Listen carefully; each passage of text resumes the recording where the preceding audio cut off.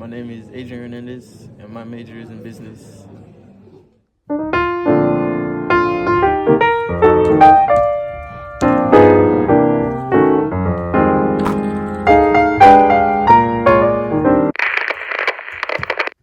Welcome.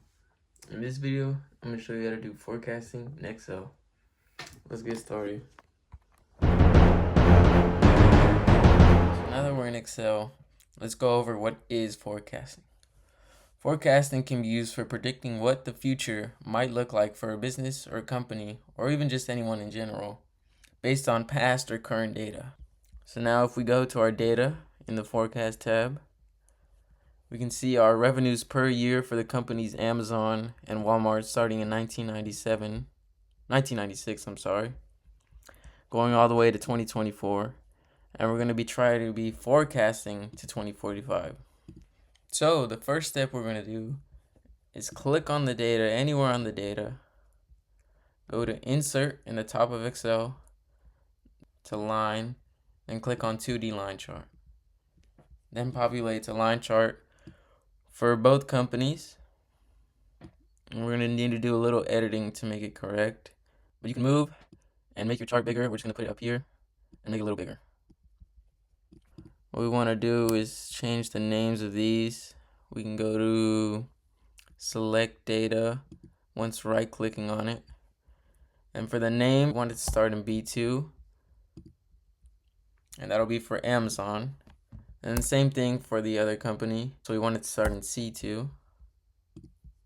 Now what we want to do for forecasting is click on the data, on the line, right-click, and click Add Trendline. Now here we have a bunch of options. We're just going to go to Polynomial. The order of 2, we're just going to leave that. Then for forecast, this is the periods you want to forecast. So for us, since it's annually, every period is going to be 1 year.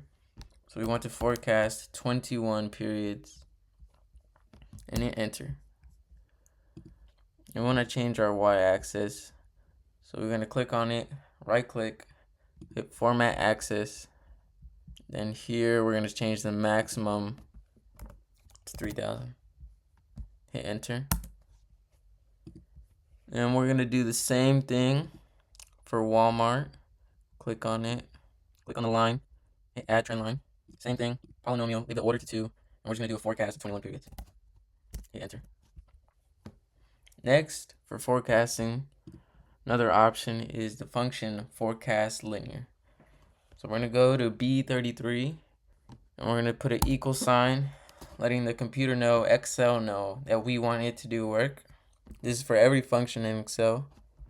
So we're going to type forecast, and it should pop up right here, Forecast.Linear. The X value, which would be the year that we want to predict. The known Y's, so we go to our chart, we can see that the Y is the data. So we're going to select 2024, and we're going to go up to the past 10 years. So we're going to do 1, 2, 3, 4, 5, 6, 7, 8, 9. Shift clicking with the up arrow. And we're going to put a comma to put in the known X's, which would be the years. We're going to do the same thing. And we're going to put a close parentheses. Select the data and hit Command T to lock those cells. So once those cells are locked, hit enter. So now we should be able to Command C, move over one cell, and Command V. But for our next function, what we want to do is use Forecast.ETS or exponential triple smoothing.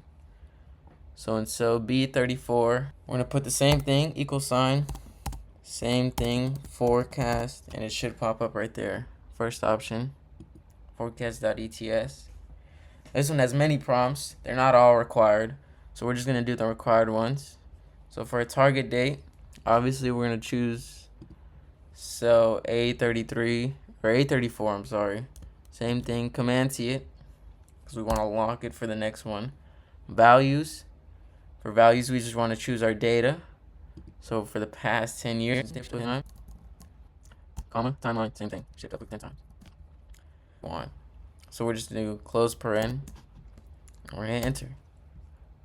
Same thing. So now we're going to lock the A cells with Command T. doing that. Hit enter. Now we just Command V. And those are our forecasts for 2045 for the revenues of Amazon and Walmart.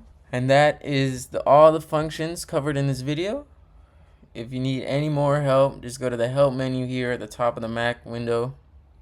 Go to Excel help and search up forecasting, and you'll get a list of results that'll help you look more deeply into these functions, how to use them, and examples.